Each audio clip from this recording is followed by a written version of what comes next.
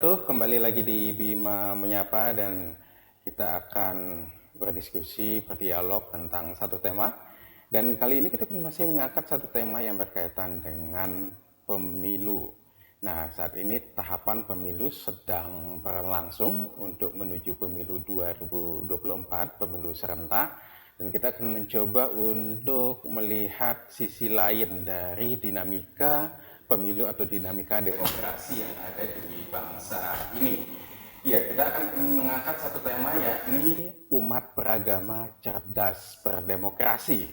Nah, masalah umat beragama dan demokrasi dua hal yang sesungguhnya sampai hari ini masih mengalami dinamika. Nah, bagaimana kita merespon dan lembaga-lembaga atau pihak-pihak tertentu merespon dinamika ini sehingga harapan kita pada pemilu 2024 tentu akan berjalan dengan sukses, berjalan dengan demokratis, dengan tingkat partisipasi yang tinggi. Dan untuk membahas itu telah hadir dua narasumber. Yang pertama adalah Haji Abbas SHOSI. Beliau adalah Kasih Pendidikan Diniyah dan Ponpes Kementerian Agama Kabupaten Bima. Kita langsung sapa beliau. Assalamualaikum Haji. Waalaikumsalam warahmatullahi wabarakatuh. Waalaikumsalam warahmatullahi wabarakatuh. Dan juga satu narasumber kita yang tidak asing lagi yakni Ketua Divisi SDM Parmas Sosialisasi dan Pendidikan Pemilih KPU Kabupaten Bima, Bung Adi Supriyadin. Assalamualaikum Bung Adi. Waalaikumsalam warahmatullahi wabarakatuh.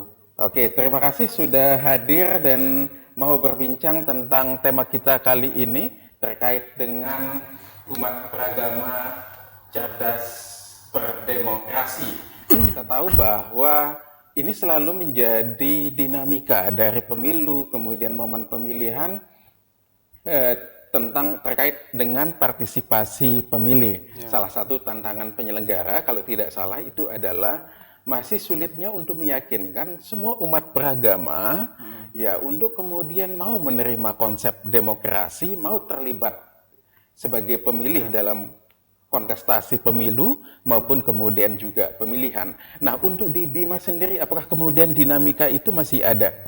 Ya, dari pengalaman kami 2019 kemudian Pilkada 2020 kelompok-kelompok umat beragama ya dalam konteks mereka soal keyakinan dan pemahaman terkait dengan konsep demokrasi dan bernegara, kami melihat tidak begitu banyak sebenarnya kalau dikalkulasikan melihat dari jumlah keseluruhan masyarakat pemilih di Kabupaten Bima yang mencapai 300.000 lebih pemilih.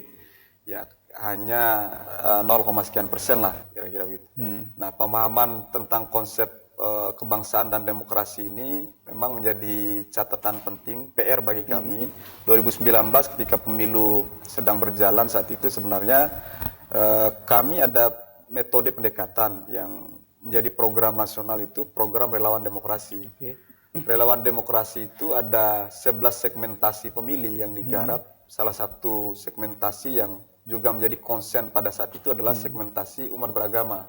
Ini menjadi perhatian penting bagi KPU tentunya, karena bagaimanapun semua pemilih dari segmentasi apapun, kemudian dari kelompok apapun, mereka semaksimal mungkin kami upayakan agar mereka terlibat dan memberikan hak pilihnya, karena itu dijamin oleh undang-undang. Itu dulu sebenarnya poin yang menjadi dasar penting bagaimana start masyarakat pemilih ini melihat sisi demokrasi dan kebangsaan ini. Mereka penting nggak dengan negara? Mereka penting nggak dengan demokrasi dan kebangsaan? Kalau startnya ini sudah keliru, maka ini tidak akan sinergi bagaimana harapan mereka untuk outputnya untuk negara dan bangsa. Nah, sejauh ini kemudian tingkat partisipasi pemilih di Kabupaten Bima kan tergolong terus mengalami peningkatan atau seperti apa? Ya, kalau kami melihat angka dari pemilu ke pemilu, pilkada ke pilkada sebenarnya mengalami peningkatannya. 2019 itu angka partisipasi pemilih itu di angka 79%, kemudian tahun 2020 pada saat pelaksanaan pilkada pemilihan bupati wakil bupati itu di angka 82%. Walaupun kami tidak membagi secara kategori dan klaster ya, Ini pemilih kelompok agama, ini pemilih kelompok pemuda, pemula, itu belum kami klaster. Tapi secara umum kan kita bisa melihat bahwa angka sisa yang menjadi partisipasi masyarakat itu dari 82% atau 79% berarti masih ada 20 lebih persen yang tidak memilih. Tidak memilih ini kan bisa dilihat, nah, meskipun tidak secara segmentatif ya, bisa dilihat dalam artian kenapa mereka tidak memilih. Nah ini sebenarnya banyak faktor. Salah satu faktor yang kemarin dominan sebenarnya di Kabupaten Bima itu karena pada hari H pada saat pemungutan suara itu pemilih di Kabupaten Bima yang sudah terdata dari dalam DPT dan sebenarnya harus memberikan hak pilih, tapi mereka tidak berada di Bima pada saat itu. Bisa jadi mereka berada di luar negeri, bisa jadi mereka berada di luar daerah. Nah, memang yang pertama yang berada di luar negeri ini menjadi PR juga buat kita, karena beberapa desa, misalkan sebut saja misal desa di Desa Woro, Kecamatan Madapangga. Angka partisipasi di situ memang selalu menjadi problem. Kenapa? Karena sebagian masyarakat yang tidak memberikan hak pilih di situ sedang berstatus tenaga kerja Indonesia atau TKW. Nah, persoalannya ketika mereka mau dihapus dari DPT, ini kan akan berdampak juga kita penghilangan hak pilih orang. Jangan sampai mereka sewaktu-waktu balik ke Bima. Itu persoalan.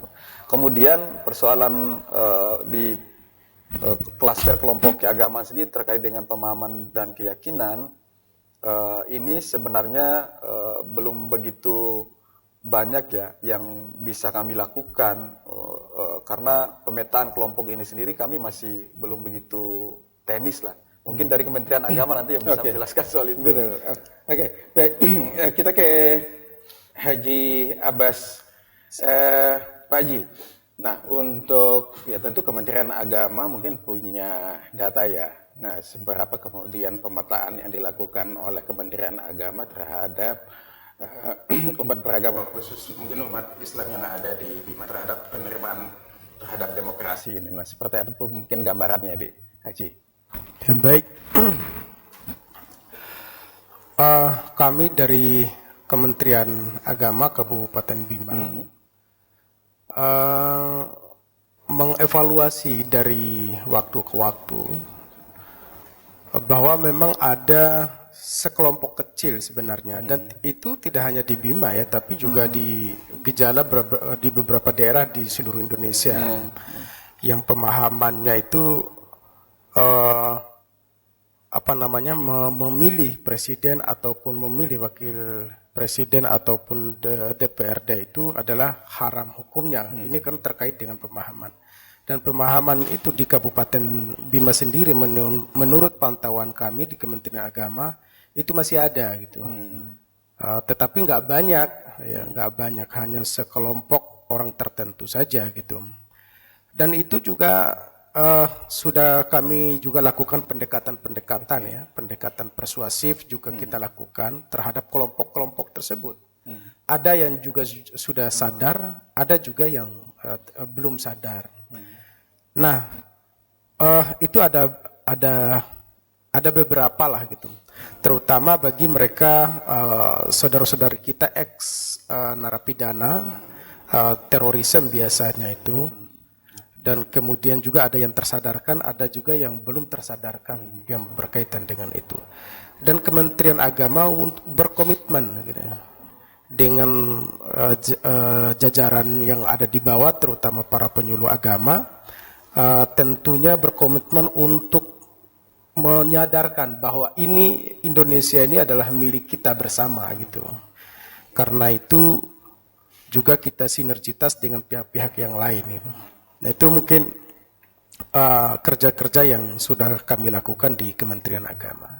Oke, berarti secara jumlah itu kelompok-kelompok tersebut sangat kecil, sedikit, tapi sudah ada upaya persuasif yang dilakukan. Nah, bagaimana kemudian tentu mungkin tidak hanya kemudian kelompok-kelompok itu yang kemudian mungkin menolak demokrasi, tapi mungkin juga ada kelompok-kelompok lain atau juga mungkin pencerahan kepada umat Islam secara umum yang ada di Kabupaten Bima untuk kemudian lebih cerdas menjadi pemilih. Nah, kita kan tentu tidak menginginkan menginginkan ada upgrade ya. Jadi mungkin ada pemilih, tetapi pemilih itu mungkin ada tingkatannya. Ada yang disebut dengan pemilih tradisional, gitu ya. Tetapi kemudian juga ada yang disebut dengan pemilih cerdas. Nah, bagaimana kemudian peran Kementerian Agama supaya kemudian umat Islam ini cerdas memilih, supaya kemudian aspirasi umat Islam ini juga bisa tersalurkan gitu, secara politik. Iya. Ada 3 hal, Mas. Yang pertama itu tadi apa yang disebut dengan tarbiyatul ummah itu.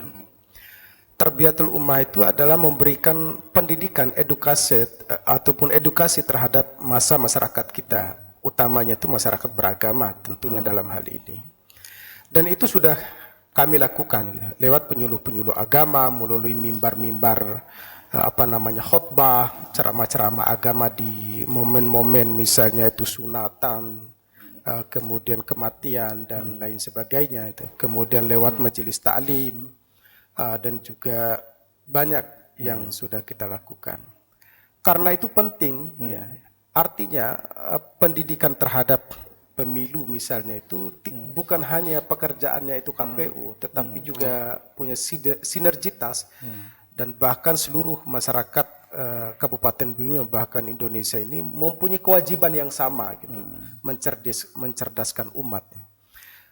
Yang kedua ada yang disebut dengan ad-da'watul ummah gitu. Ad-da'watul ummah itu yang berkaitan dengan sosialisasi kalau dalam bahasa sederhananya itu ya.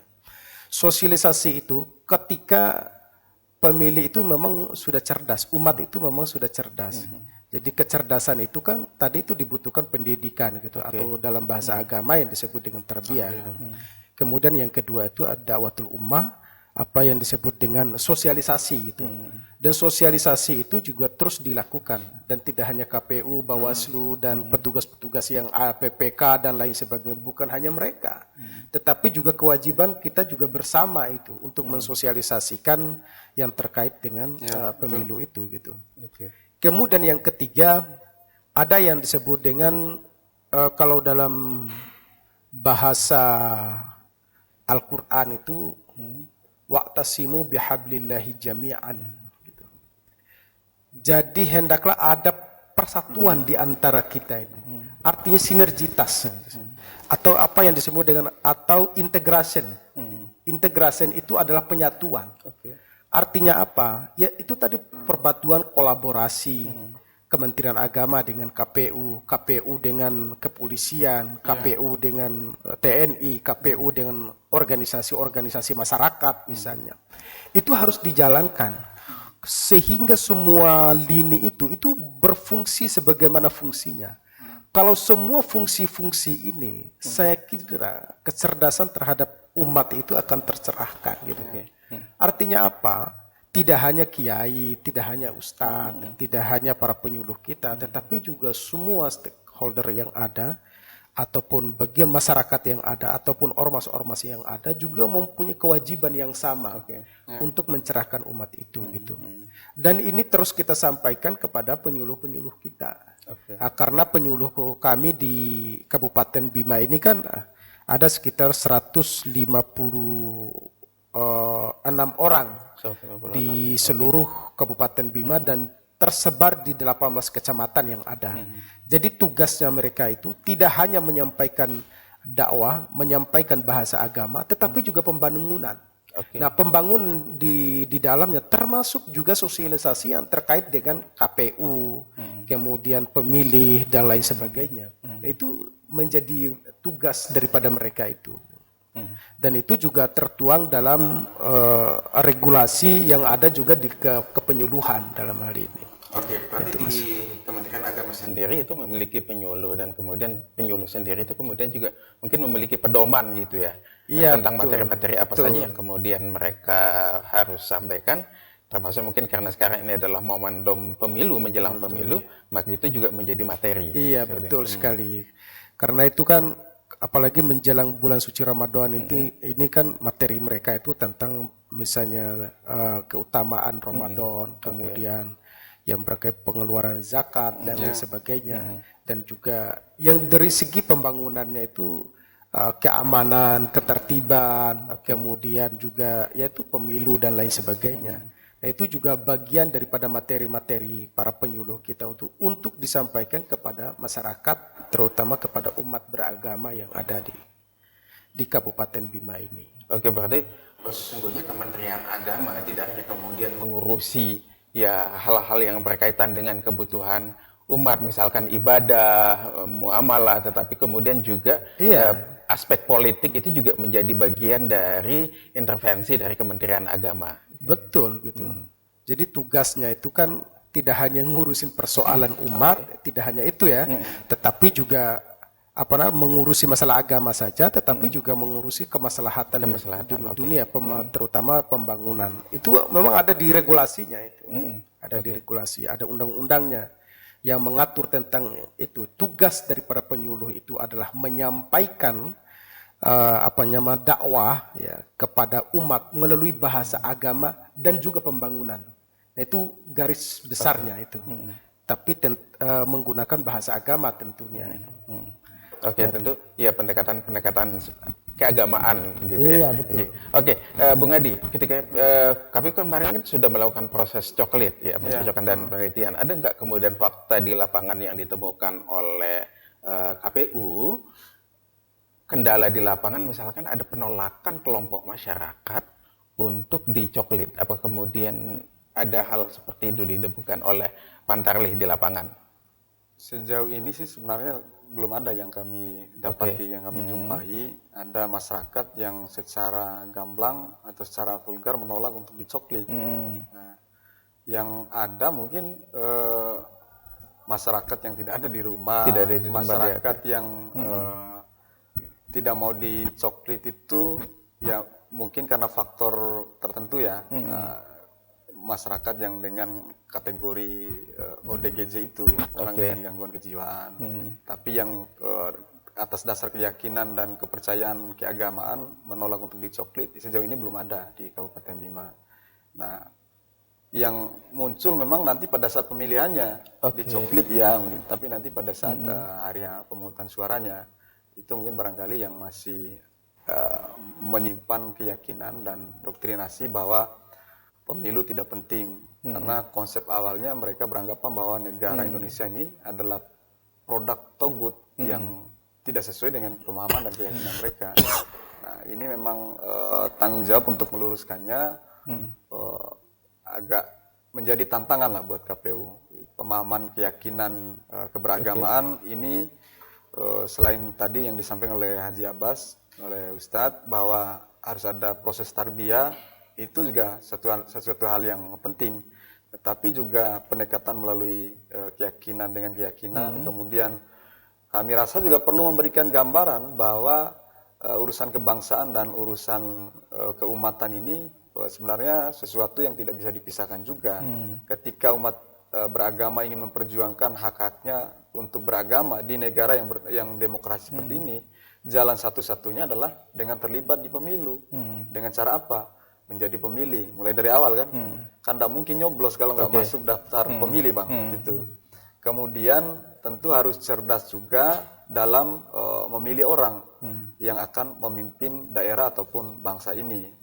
Karena kalau mereka tidak memilih atau apatis terhadap pilihannya, ya kan sama halnya juga ya mungkin ada dalil dari Ustadz nanti, bahwa membiarkan orang yang tidak layak untuk memimpin, misalkan yang seharusnya memimpin tidak terpilih. Nah, itu kan bagian dari kontribusi orang yang tidak memilih juga.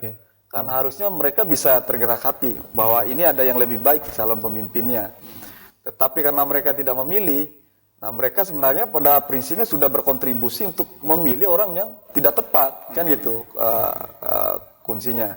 Kemudian ketika mereka ingin berjuang dalam negara demokrasi, memperjuangkan hak-hak keagamaan, ingin mendirikan tempat ibadah, memperjuangkan anggaran untuk kegiatan-kegiatan keagamaan, keumatan, tentu kan tidak bisa dengan cara di luar sistem. Karena negara kita, negara politik yang konsepnya adalah asas demokrasi Pancasila, yang perjuangannya juga harus melalui kebijakan. Kebijakan itu ya kebijakan politik. Sekarang dakwah yang juga paling manjur itu adalah dakwah seorang pemimpin. Sekali paraf itu bisa merubah daerah, kan gitu, tanda tangan kebijakannya. Atau sekali ketuk palu di DPR, anggarannya itu bisa menyejahterakan seluruh masyarakat Kabupaten Bima. Tapi yang berikutnya menurut saya Bang, bahwa menjadi umat beragama yang cerdas dalam hal berdemokrasi saat ini juga punya tantangan yang menurut saya ini juga harus menjadi giroh atau motivasi bagaimana cara umat beragama untuk membentengi ini atau menawarkan solusi. Tantangan yang kita hadapi saat ini adalah yang pertama soal politik identitas. Tantangan umat beragama ini agar menjadi pemilih yang cerdas. Bagaimana mereka bisa memisahkan dengan politik identitas. Karena politik identitas ini dari waktu ke waktu ini semakin muncul juga yang bisa membelah umat. Yang kedua, tantangan kita juga yang paling berat itu adalah hoax ya, hoax tentang pemilu, hoax tentang umat beragama, tentang pemimpin, itu banyak sekali. Dan yang ketiga, yang paling penting juga selalu menjadi masalah klasik kita, Ustadz, adalah money politik. Nah, apa peran umat agama dalam menghadapi tiga isu penting ini? Nah, ini juga harus dijawab menurut saya. Tidak hanya sekedar soal keyakinan beragama. Nah, saya kira itu. Oke, saya sebenarnya sudah mau menanyakan itu ke ya Mas, tapi karena sudah diungkapkan, ya mungkin betul. Jadi hal yang seperti yang disampaikan oleh Pak Adi itu kemudian menjadi tantangan umat beragama kita pada saat ini ya, kita dihadapkan pada politik identitas meskipun ini juga masih diperdebatkan ya gitu kan, politik identitas seperti apa gitu kan, tidak mungkin kita bisa melepas identitas keagamaan gitu kan, itu pasti juga akan mengikut. Tetapi mungkin juga yang jauh lebih penting adalah persoalan yang krusial yang selama ini kemudian menjadi virus kualitas demokrasi kita adalah soal politik uang. Itu juga salah satunya, karena kita tahu politik uang itu kan seperti apa ya, ini sudah menjadi rahasia umum dan orang terbuka begitu saja bahwa si A, calon si A kemudian menggempur dengan sekian, ini sekian, kemudian saya juga menerima. Seperti ada kebanggaan juga ketika kemudian menerima money politik. Nah, dari sisi keagamaan, sisi agama, seperti apa kemudian melihat hal seperti itu? Yang pertama untuk politik identitas terlebih dahulu ya.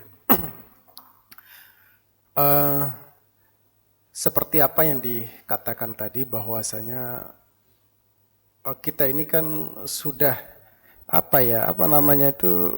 identitas keagamaan sudah kita itu melekat, sebenarnya itu kan sudah melekat ya sejak dari awal.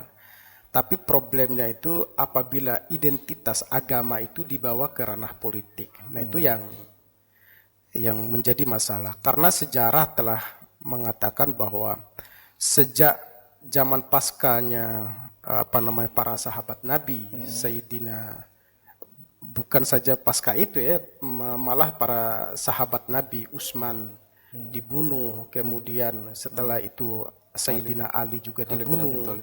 Nah, pasca itu terjadi pembunuhan atas nama identitas masalahnya gitu. Bahkan yang membunuh itu bukan orang lain, tapi orang Islam itu sendiri atas nama identitas itu tadi. Ini menjadi problemnya itu. Sampai ketika Islam misalnya itu berjaya di Spanyol dan di Eropa pada saat itu hanya bertahan 600 tahun kemudian. Setelah itu lepas itu ya sudah ditaklukkan lagi oleh selanjutnya gitu. Sehingga memang agama ini harus dibawa kepada kedamaian.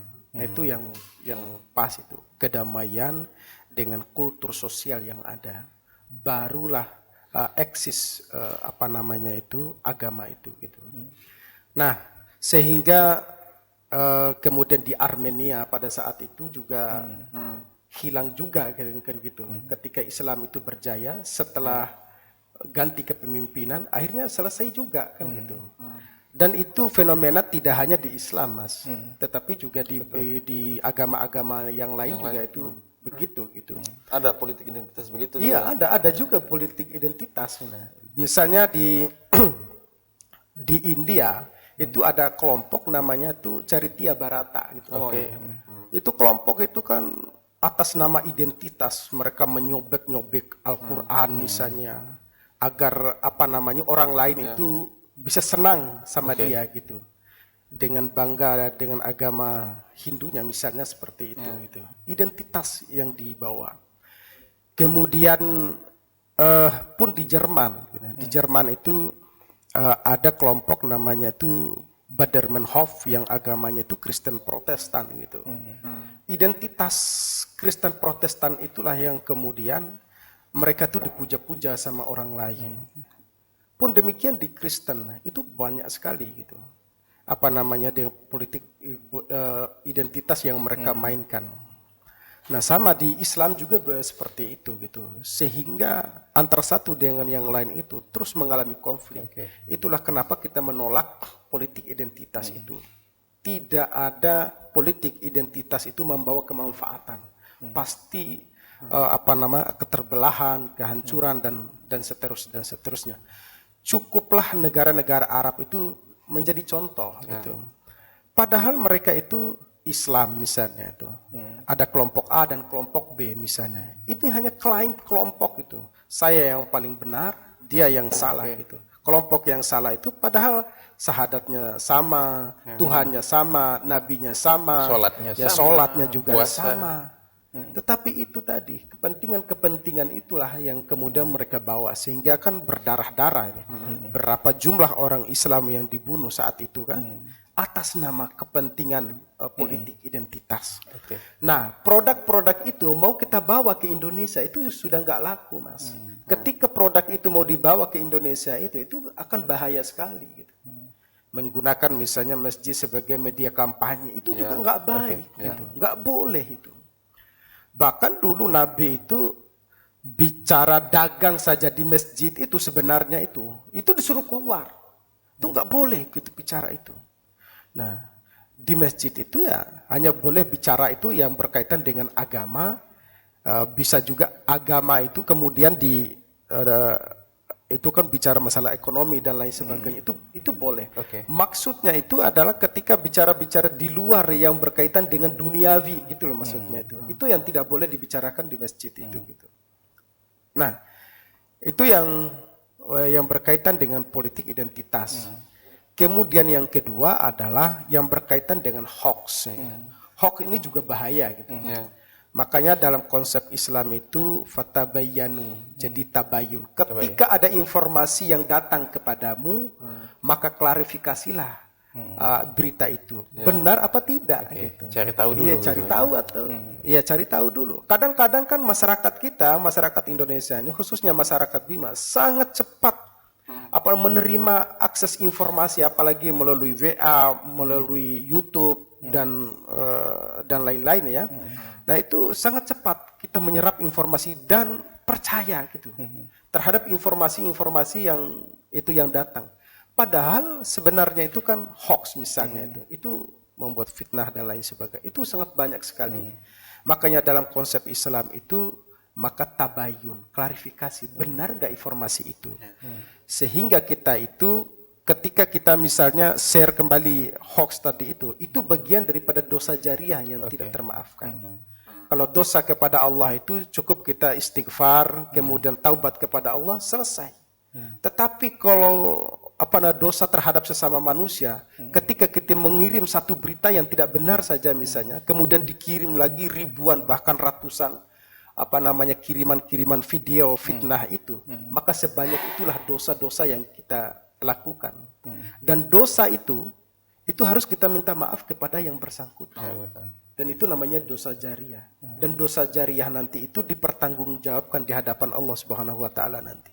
Kalau saya kemukakan hadis di sini itu panjang sekali. Panjang sekali. Ya. Nah, kemudian yang ketiga yang berkaitan dengan politik uang. Memang itu kan sudah membudaya di antara kita itu. Dan sulit sekali dihilangkan. Nah, orang yang suap dan orang yang menerima suap, itu dalam hadis itu sama-sama masuk neraka. Dan kadang-kadang ini sering kita sampaikan gitu. Tetapi dalam prakteknya itu, waduh. Nah ini juga mungkin tantangan kita ke depan ini. Jadi paling tidak kami dari Kementerian Agama, para penyuluh kami, para penghulu kami, kepala-kepala madrasah dan warga madrasah kami itu tetap menyuarakan itu. Bahwasanya orang yang memberi suap dan orang yang menerima suap itu sama saja masuk neraka, sama-sama masuk neraka. Nah itu hal-hal yang kita akan lakukan nanti ke depan. Oke, baik, luar biasa sekali. Jadi dialog kita kali ini sangat bergizi ya. Jadi kalau banyak ada ustaz, betul, selalu mencerahkan. Iya, jadi bulan Ramadan ini. Betul. Nah, ya mungkin ini di ujung bincang kita untuk siang hari ini. Nah, untuk Bung Adi, apa yang kemudian menjadi harapan kepada masyarakat Bima, kepada umat Islam yang ada di Bima, khususnya dalam menghadapi pemilu 2024 ini dan menyukseskan setiap tahapan-tahapan yang kemudian akan berjalan nanti? Ya, tidak saja kelompok umat beragama sebenarnya, tapi semua lapisan masyarakat itu harus mengawal dan turut terlibat dalam proses demokrasi ini. Bahwa proses demokrasi ini kami hanya wasit kalau KPU ini. Kami hanya penyelenggara teknis yang memfasilitasi tahapan-tahapan itu. Pada prinsipnya hasil dari produk demokrasi ini akan kembali kepada masyarakat sendiri. Maka ketika masyarakat apatis tidak mau terlibat dalam urusan misalkan mulai dari tahapan data pemilih, kemudian nanti pemungutan suara, dan memilih dan memilah siapa pemimpin yang akan dipilih, maka cenderung ini juga akan berdampak pada masyarakat sendiri. Yang rugi ya masyarakat sendiri.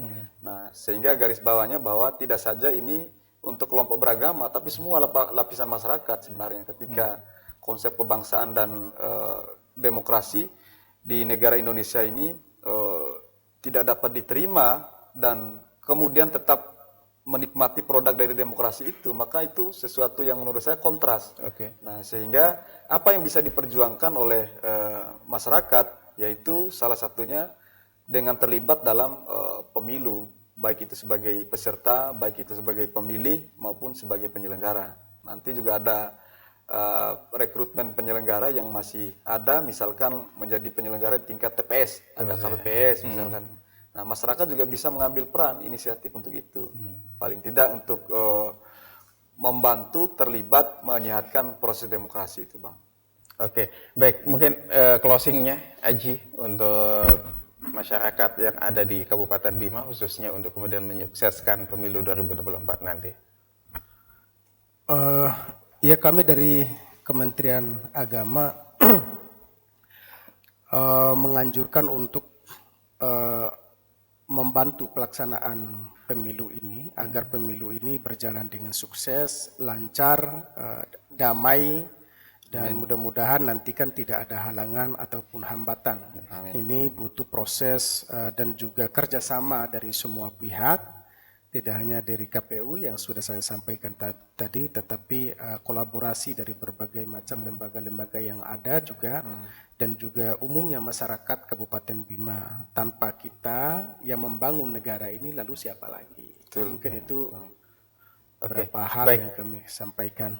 Terima kasih Pak Haji Abbas, kemudian Bung Adi, dan juga pemirsa. Demikianlah kemudian bincang-bincang singkat kita pada siang hari ini. Pembahasan yang sangat luar biasa dan tadi juga pencerahan yang sangat luar biasa juga dari Haji Abbas terkait bagaimana kemudian kita sebagai umat Islam kemudian menyikapi proses demokrasi, proses dinamika politik yang ada. Kita berharap bahwa seperti tadi disampaikan bahwa umat Islam kemudian umumnya masyarakat Bima itu kemudian mau terlibat, mau berpartisipasi tidak hanya sebagai kemudian pemilih, tetapi juga bisa sebagai penyelenggara maupun kemudian peserta, karena sistem ini akan baik kalau kemudian kita juga cerdas untuk memilih siapa pemimpin yang terbaik yang akan kemudian membawa amanah masyarakat. Terima kasih. Bila taufiq wal hidayah. Wassalamualaikum warahmatullahi wabarakatuh. Waalaikumsalam warahmatullahi. Kenapa harus dilakukan pemutahiran data pemilih dalam pemilu? Pemutahiran data pemilih dalam pemilu sangat penting dilakukan karena beberapa alasan berikut. 1. Menjamin keadilan dan kesetaraan dalam hak memilih. Pemutakhiran data pemilih memastikan bahwa semua warga negara yang memenuhi syarat memiliki hak yang sama untuk memilih. Dengan memperbarui data pemilih, daftar pemilih akan akurat dan lengkap, sehingga semua orang yang memenuhi syarat akan terdaftar sebagai pemilih. 2. Mencegah kecurangan dan manipulasi dalam pemilihan. Dalam konteks pemilu, data pemilih yang tidak mutakhir dapat memberikan celah bagi kecurangan, seperti penggunaan identitas palsu atau memasukkan orang-orang yang tidak memenuhi syarat sebagai pemilih. Oleh karena itu, pemutakhiran data pemilih sangat penting untuk mencegah kecurangan dan manipulasi dalam pemilihan. 3. Menjaga integritas dan kepercayaan masyarakat pada proses pemilihan. Dengan memastikan data pemilih yang akurat dan terbaru, proses pemilihan menjadi lebih transparan dan dapat dipercaya. Hal ini juga dapat meningkatkan kepercayaan masyarakat terhadap integritas dan keabsahan proses pemilihan.